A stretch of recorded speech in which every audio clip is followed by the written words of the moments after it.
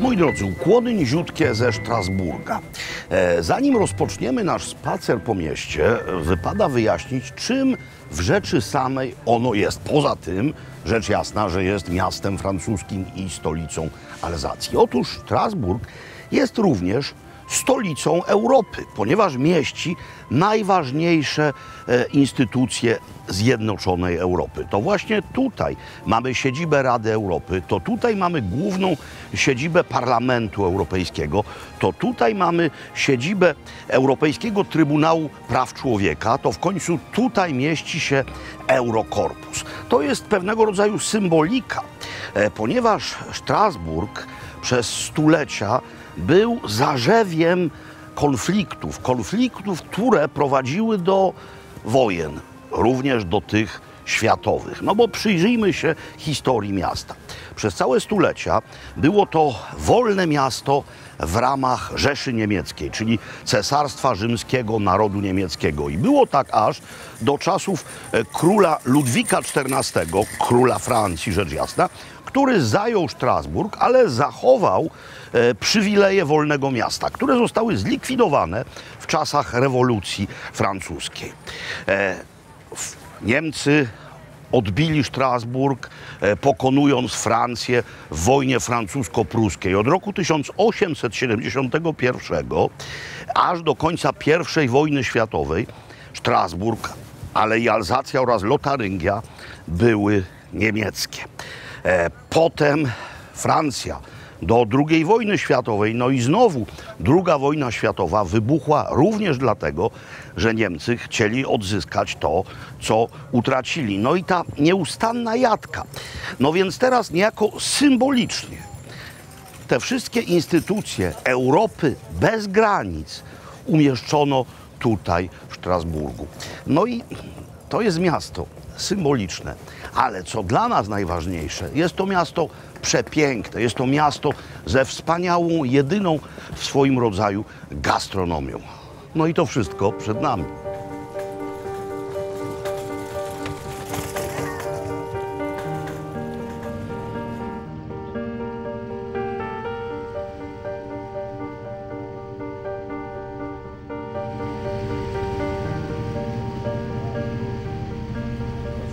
Nikt o zdrowych zmysłach nie kwestionuje dziś przynależności Strasburga do Francji, no ale historia jest historią i nie da się jej zmienić. No więc mamy tutaj mnóstwo wspaniałego budownictwa szachulcowego, które przecież przynależy do świata niemieckiego.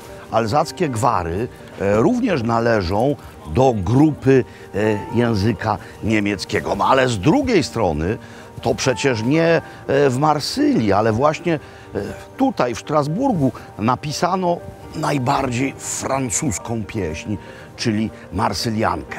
To zawsze było pogranicze dwóch światów. I takie pogranicze z punktu widzenia kultury jest piękne, no bo można brać najlepsze rzeczy jedni od drugich i twórczo robić całość, która jest jedyna w swoim rodzaju. Tak jak tutaj.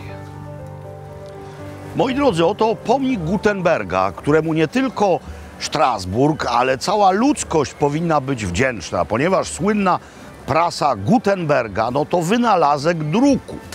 Gutenberg mieszkał w Strasburgu przez 10 lat. Przyjechał tutaj, by odebrać pewien dług. Pochodził z Moguncji. Badacze do dzisiaj spierają się, czy ową prasę wynalazł właśnie tutaj, w trakcie swojego strasburskiego epizodu, czy też w Moguncji. Jakby nie było, temu człowiekowi należy się wielki szacunek. A obok mamy coś, co jest wielką pasją nie tylko Francuzów, ale w takiej formie jest rozpowszechnione w całej Francji. Charakterystyczna francuska karuzela, świecąca, z muzyczką. Na razie pan stoi, oporządza konia, dzieci praktycznie jeszcze nie ma. Jeśli myślicie, że tam wsiądę, jesteście w błędzie.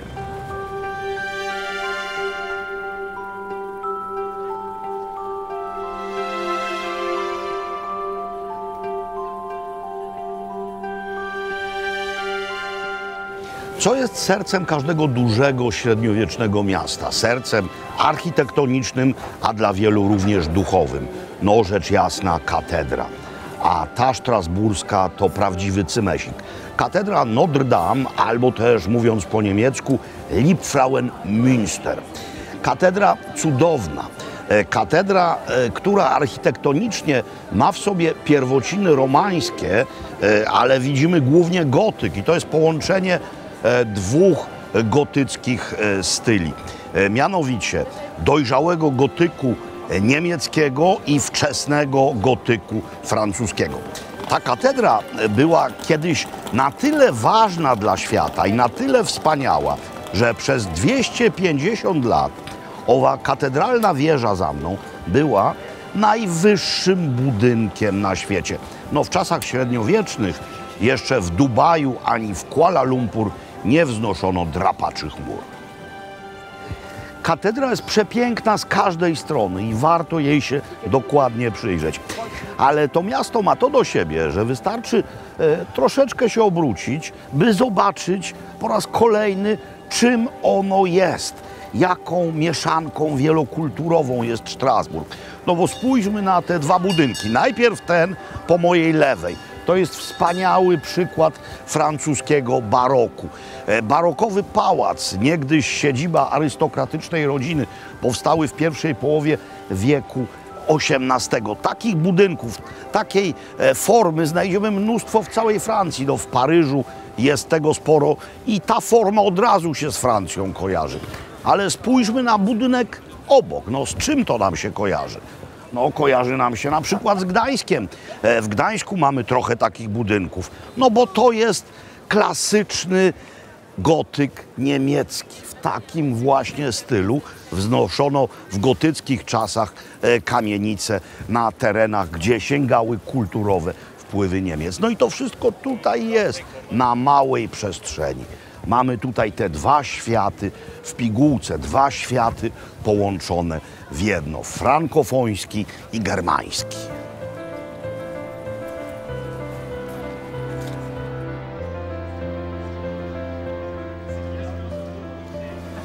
Alzackie słodycze wydają nam się w pewien sposób znajome, no bo robi się tutaj różne wypieki ze śliwkami. Na przykład tarty, zarówno z węgierkami, jak i z mirabelkami. No ale je się robi w innych częściach Francji, no a u nas też się robi ciasto drożdżowe ze śliwkami. Robi się tu pierniki, no ale pierniki to jest w ogóle coś, co prawdopodobnie z Norymbergi się rozpowszechniło. To jest słodycz świata germańskiego. Ale robi się tutaj jeszcze jedną rzecz, która też może nam się wydać znajoma, ale z niej właśnie Alzacja wyjątkowo słynie. To jest właśnie owa rzecz. Babka drożdżowa o nazwie Kugelhopf, Gugelhopf albo Gugelhupf. Różnie się to wymawia. Babka drożdżowa w tym wypadku taka jednoosobowa, o bardzo rumianej skórce i bardzo drożdżowym, pięknym miąższu. Dodatek jak dla nas niecodzienny, gdyż jest z migdałami, ale zdarzają się też wersje rodzynkowe, a również śliwkowe. Również czasami te owoce wcześniej nasącza się w alkoholu. Robi się w postaci słodkiej, ale również wytrawnej. I skąd tutaj się wzięła taka drożdżowa baba? To jest bardzo ciekawa historia. Otóż prawdopodobnie przepis na to został przywieziony do Francji i wzięty przez Alzatczyków przez Marię Antoninę, czyli żonę króla Ludwika XVI. Zostali oboje ścięci w czasie rewolucji francuskiej, ale co ważne, Maria Antonina była córką cesarzowej Marii Teresy. Marii Teresy z Wiednia. A Imperium Habsburgów ma wiele miejsc, w których robi się właśnie coś takiego. Węgry, Polska, środkowa Europa również. No więc jeśli poprosicie o Kugelhopf w Wiedniu, to również dostaniecie. Co nie zmienia postaci rzeczy, że jest to dziś traktowane jako alzacki, słodki model z Sèvres. Właśnie, czy to jest słodkie, bo nawet nie wiem, jaką zamówiłem. A, jeszcze lepiej. Wersja niemal wytrawna. W tym miejscu mamy najczystszą Francję w zasięgu wzroku. To jest strasburski ratusz. Miejsce niezwykle ważne z punktu widzenia integracji europejskiej. Otóż właśnie w tym budynku 8 sierpnia 1949 roku zebrał się po raz pierwszy Komitet Ministrów Rady Europy. Rady Europy, która, jak już powiedziałem, ma swoją stałą siedzibę właśnie w Strasburgu. Kolejna arcyfrancuska rzecz. Platanowa Aleja. To mnie zawsze niezwykle w Paryżu urzekało. Pamiętam po raz pierwszy, kiedy tam byłem, to nawet dotykałem pni platanów, no bo one tak dziwnie się łuszczą. U nas platany też występują, ale bardzo okazjonalnie. Może teraz, kiedy klimat się zmienia, będzie ich coraz więcej. No i budynek opery. Budynek opery, moim skromnym zdaniem, ładniejszy niż La Scala, no ale jak wiemy, jakość opery nie jest mierzona jakością budynku. Na dość niewielkiej przestrzeni czeka tutaj, a w zasadzie czyha tutaj na człowieka wiele pokus. No to jest sklep z miejscowymi winami i destylatami. Ale ja nie chcę brać czegoś na wynos, a w dodatku nie chcę tylko pić. Przede wszystkim chcę jeść. No i są tutaj miejsca również połączone winiarsko i kulinarnie. Prawdziwe miejscowe instytucje. Weinstube, tak byśmy powiedzieli w Hochdeutschu, czyli sztuby winiarskie, a mówiąc już dokładnie, lokale gastronomiczne, które podają wina, ale przede wszystkim podają alzacką kuchnię. Widzicie ten szyld, beczułka zawieszona nad wejściem z napisem Weinstube Le Clos. Tam właśnie zmierzamy. Wybór był trudny, ale go dokonałem w zasadzie po zastanawianiu się tylko kilkuminutowym. No bo jak tutaj jestem, to dla mnie coś, co nazywa się Rignon de Veau, jest w zasadzie obowiązkiem. Chodzi mianowicie o cielęce nereczki. Chodzi o cielęce cynaderki, które są podawane w sosie musztardowym. I do tego najczęściej idą szpecle. Szpecle, które w tym wypadku, mówię o kluseczkach rzecz jasna, zobaczcie, tak filuternie podsmażono. U nas bardzo rzadko podaje się cynaderki. Niesłusznie, bo to jest wspaniała rzecz. Mało tego, pan pytał się o stopień ich miękkości. Czy mają być zrobione bardzo na różowo, czy też nie. Poprosiłem o takie tylko muśnięte. Rozpływają się w ustach. To jest obłędna rzecz. Choucroute complète to byłoby za dużo na obiad. Choucroute complète to kapusta, mięso. Jeszcze może dzisiaj nawet takowy choucroucik pokażemy. To też jest wersja choucroutu, ale powiedzielibyśmy taka bardzo dietetyczna, no bo mamy kiszoną kapustę, duszoną w białym winie, a do tego mamy kawałek szczupaka. No i sos śmietanowo-chrzanowy. Doskonały. No i mówiłem o zetknięciu dwóch światów, mianowicie świata francuskiego i niemieckiego. No więc mamy golonę. Powiedzielibyście, no dobra, niby Bawaria, ale to nie jest golonka duszona w piwie. To jest golonka duszona w miejscowym Pinot Noirze. No i już widać, jaka ona jest mięciunia i marcepanowa. Troszeczkę uszczknę. Wspaniała. Brat kartofel do tego. Wino. Typowe miejscowe kieliszki. I to jest właśnie Edelzwicker. Edelzwicker to jest codzienne miejscowe wino. Wspaniały kuparz.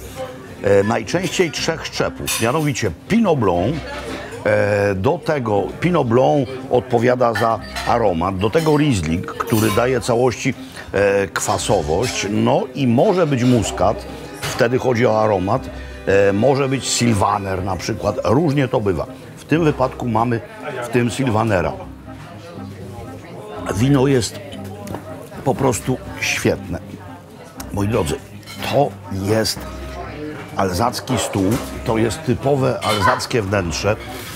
No jedyna rzecz, że ja nie jestem Alzatczykiem, ale czy to mnie aż tak bardzo z tego wnętrza wyklucza? Nie. Czuję się tutaj niezwykle dobrze osadzony. Grignon de Vaux. To jest coś, na co czekam najbardziej. Pap, pap, pap, pap, pap. Miasto słynie z jeszcze jednego kulinarnego specjału, mianowicie z foie gras. Zresztą mamy w języku polskim określenie pasztet strasburski. To jest właśnie synonim foie gras. To jest temat dla wielu kontrowersyjny, ponieważ chodzi o pasztet robiony z przymusowo tuczonych gęsi albo też kaczek. No i w wielu krajach to jest nielegalne. Zresztą chyba lepiej powiedzieć o krajach, w których ta procedura jest legalna. O ile się nie mylę, można to robić jeszcze na całym świecie, tylko we Francji, na Węgrzech, w Izraelu i w Quebecu w Kanadzie. Może jeszcze w Rumunii, ale nie jestem pewien. A w niektórych krajach albo we fragmentach krajów, na przykład w Kalifornii, w ogóle sprzedawanie foie gras, nie tylko produkowanie, ale też sprzedawanie jest zabronione. Tak czy inaczej, jedni twierdzą, że to jest hańba dla człowieka, bo zmusza się do nadprogramowego jedzenia drób, a drudzy uważają, że jest to jedna z najlepszych rzeczy na świecie. Na szczęście nikt nikogo nie zmusza do kupowania foie gras. W każdym razie, gdybyście chcieli, to tutaj okazji jest wiele.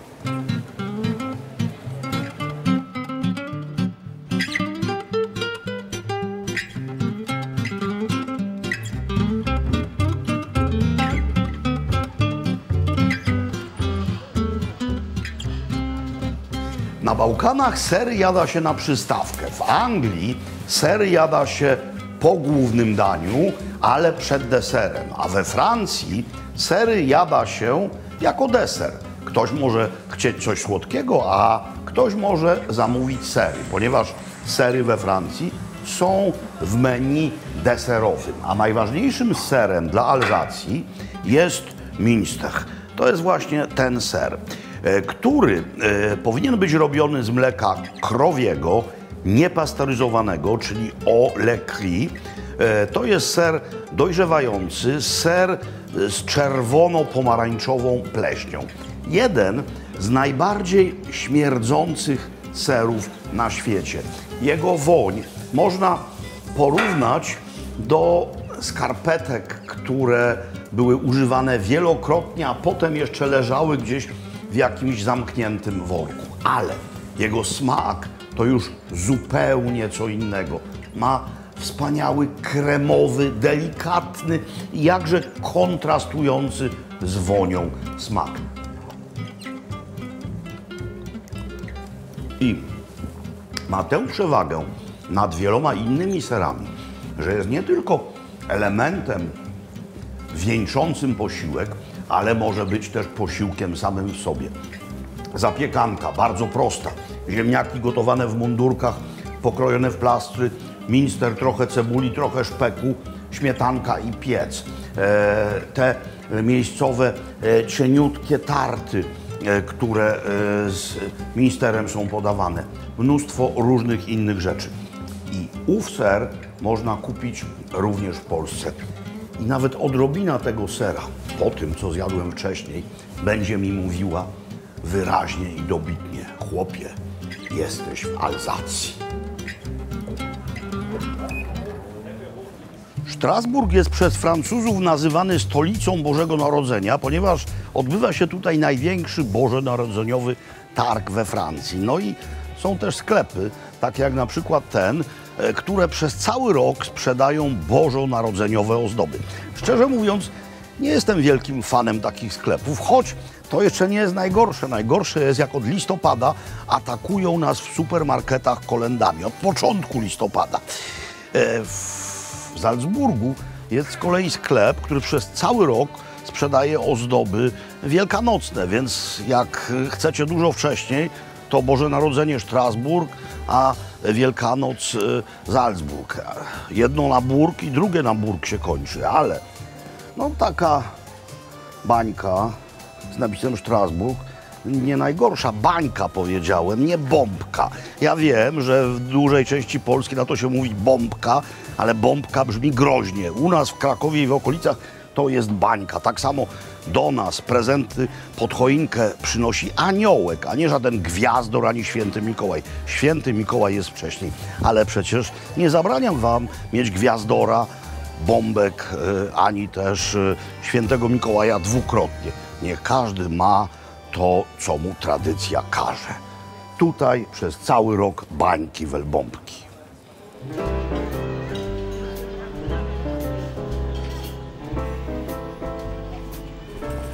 Miasto leży w pobliżu rzeki, mianowicie Renu, no ale to nie jest Ren. To są kanały, które otaczają dzielnicę o nazwie Le Petit France. Kiedyś w tej dzielnicy, bo te wszystkie domy to jest głównie XVI-XVII wiek i właśnie wtedy zamieszkiwali tu głównie garbarze, rybacy oraz młynarze, no bo jak jest woda, to mamy garbarnie, mamy młyny, mamy również ryby. Ciekawa jest geneza nazwy tej dzielnicy. No brzmi niezwykle wspaniale na pierwszy rzut ucha. Le Petit France, czyli Mała Francja. Tymczasem należałoby to przetłumaczyć Mała Franca, ponieważ w rzeczy samej chodziło o kiłę, zwaną powszechnie kiedyś chorobą francuską. Tu właśnie, no, w pewnym oddaleniu wynikającym z plątaniny kanałów od reszty, usytuowano w tamtych czasach szpital dla chorych na francę, czyli na kiłę. Na chorobę francuską. Oczywiście przywlekli ją żołnierze z Francji, dlatego też ta choroba i u nas zwana była kiedyś chorobą francuską. Ty Franco, tak się brzydko dzisiaj do kogoś mówi. A chodzi o kiłę właśnie, na którą szczęśliwie już jest lekarstwo i nie trzeba chorych na tęże chorobę izolować, zwłaszcza w tak pięknych, zabytkowych budynkach. Kolacja wzywa, zatem zgodnie z miejscowym rytuałem należy wypić wcześniej aperitif. Zdumiewającym jest fakt, jak niektóre reżimy autorytarne prześladowały aperitify właśnie. Otóż kiedy Francja przegrała z Niemcami w roku 1940 i w tej tak zwanej nieokupowanej części Francji urządził się rząd Vichy, pod przywództwem marszałka Pétaina postanowiono wrócić do korzeni. No wiecie, jak zawsze, najważniejsza jest rodzina, najważniejsza jest wiara, najważniejsze są korzenie przodków, a wszystkiemu winni są, jak zawsze, cudzoziemcy, emigranci, kosmopolici, no i kultura aperitifów. Nad tym się szczególnie w swym werbalnym przekazie znęcał rząd Vichy, rząd Pétaina. Były specjalne plakaty: skończmy z kulturą aperitifów. No i marszałek Pétain skończył w więzieniu, w którym to zmarł, a kultura aperitifów nadal ma się dobrze.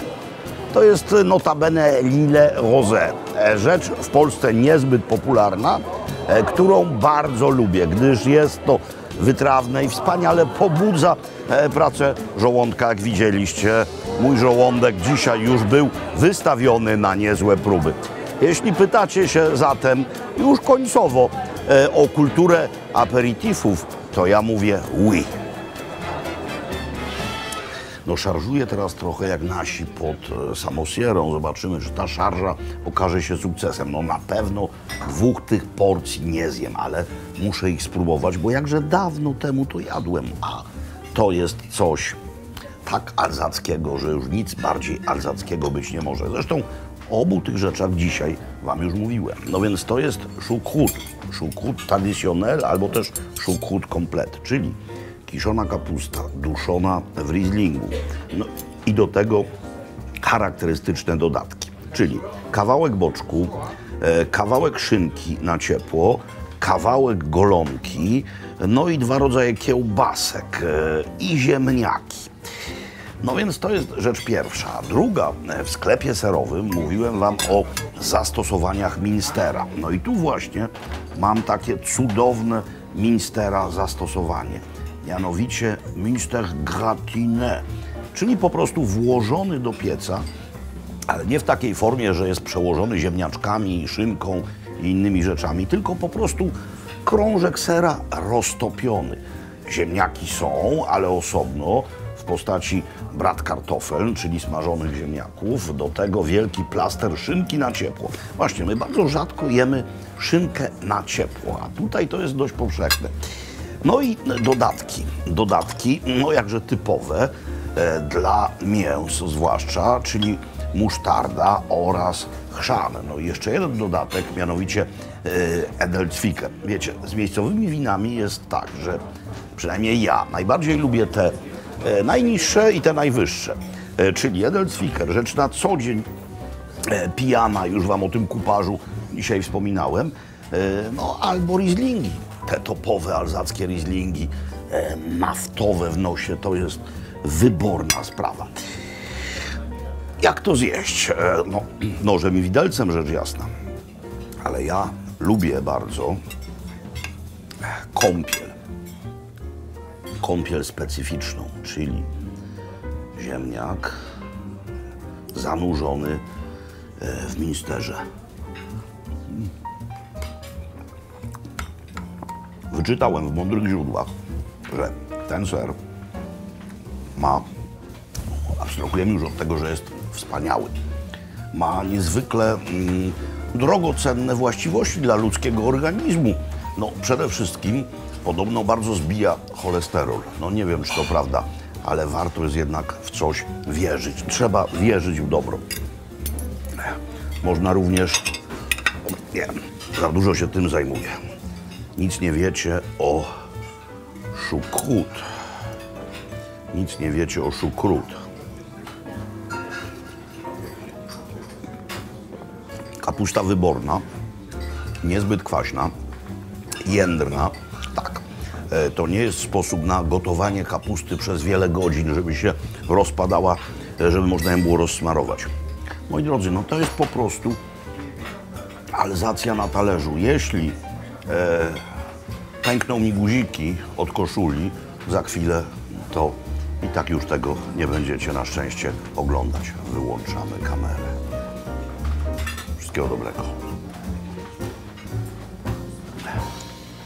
Oto budynek Parlamentu Europejskiego. Te wielkie stalowe maszty, na których powiewają dumnie flagi państw członkowskich, zostały wykonane w Stoczni Gdańskiej w roku 2004.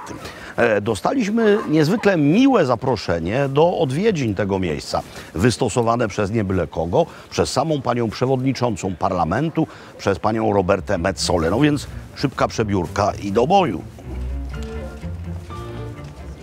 Oto dziedziniec główny Parlamentu Europejskiego, a ponieważ jesteśmy w miejscu obrad, więc starogrecką tradycją to miejsce nosi nazwę Agory. Ale to jeszcze nie wszystko, gdyż jest to Agora imienia Bronisława Geremka, który przecież tak ważny wkład nasz wniósł w zjednoczoną Europę. Na samym środku kolejny polski akcent, konkretnie rzecz pochodząca z Wrocławia. Kiedy prezydentem Wrocławia był pan Rafał Dudkiewicz, to owa właśnie kula szklana, symbolizująca jednoczący się świat, została przez Wrocław podarowana Parlamentowi Europejskiemu. Tak wygląda budynek Parlamentu Europejskiego od środka. Owa architektura kryje również w sobie dość istotną symbolikę. No po pierwsze, z każdego piętra widać piętra inne, i te wyższe, i te niższe. Mamy dużo szkła, więc widać, co się tam za tym szkłem dzieje. Chodzi o to, by powiedzieć również w sposób architektoniczny o transparentności i o tym, że tutaj sprawy europejskie załatwia się nie w kuluarach, ale na plenarnej sali obrad. A ta właśnie mieści się w owej wyłożonej drewnem kuli. Zresztą tam odbywa się w tej chwili plenarna sesja Parlamentu Europejskiego, notabene dotycząca prawodawstwa, które ma chronić wolność mediów w krajach członkowskich Unii Europejskiej. Postaram się tam wniknąć. Oto sala obrad Parlamentu Europejskiego. Nie mogę tutaj za głośno mówić, gdyż właśnie trwają obrady. Jesteśmy na galerii plasowej, ale generalnie to tak właśnie wygląda. Szanowni Państwo, a oto i gabinet samej przewodniczącej Parlamentu Europejskiego, no i pani przewodnicząca. Przed Państwem pani Roberta Metsola. Madame la Présidente, European Parliament, so many nations, so many languages, Tower of Babel. Is it easy to lead such a diverse group of people from so many countries? Well, first of all, thank you for coming here to visit me in Strasbourg, and I hope you get to see all these colleagues from different countries speaking many languages. As you could see when you come into our office, we speak many languages. We are in France, we speak a bit of French. I speak my own language, Maltese, I speak Italian.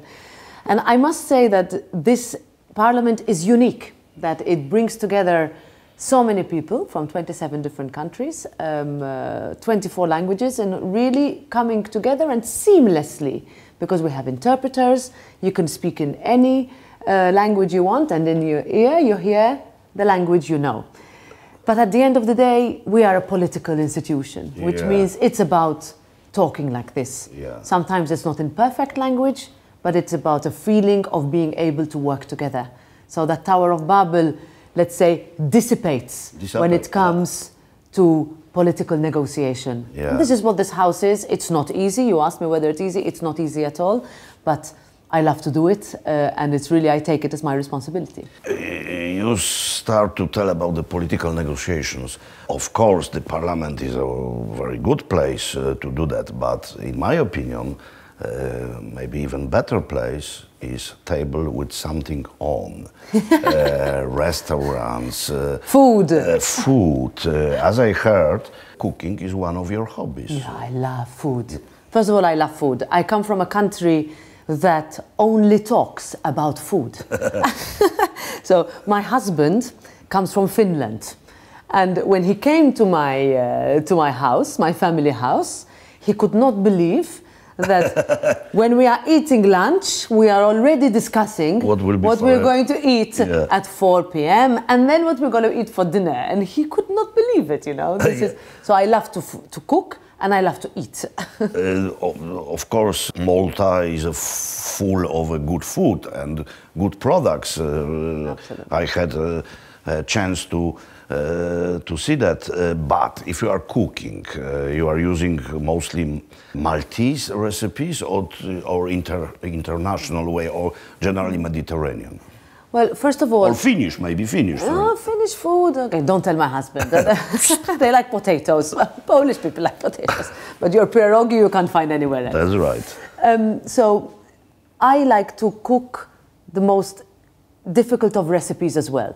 And you know, we have a joke in my family. I'm a lawyer, so I look at a recipe, I try to find the most difficult ingredients, even if they are not something that I have eaten when I was young, or something that is in my cuisine. So I could find a Korean recipe, I could find a Moroccan recipe, and I will get all the ingredients and I cook it exactly how it should be eaten, in order for my family and my friends to get to know. Of course, my expertise is in my own cooking, so when it is about Maltese food, I cook it at home.